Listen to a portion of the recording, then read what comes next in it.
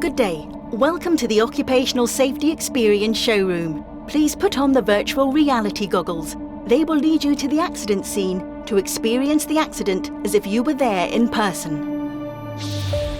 Now you are a welding worker working in a warehouse. A co-worker asked you, "Weld 2 handles to that fuel drum. Cut the lid and modify it to be a rubbish bin." The worker picked up the tools for welding work.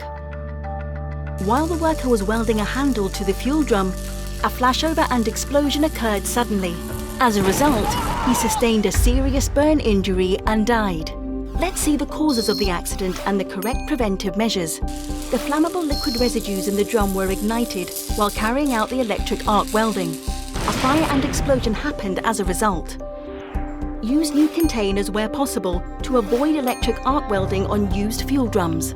If used fuel drums are utilized, adopt other work methods to replace electric arc welding. For example, use appropriate adhesives or manual cutting tools. Before commencing electric arc welding, it was not determined whether the fuel drum contained any flammable liquid or not. Before commencing electric arc welding, ensure the fuel drum does not contain or has not contained any flammable substances. If contained, the material safety data sheet of the flammable substances should be observed.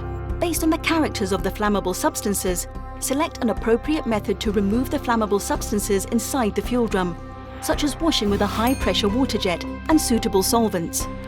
The fuel drum must be inspected again to ensure all flammable substances and residues have been completely removed.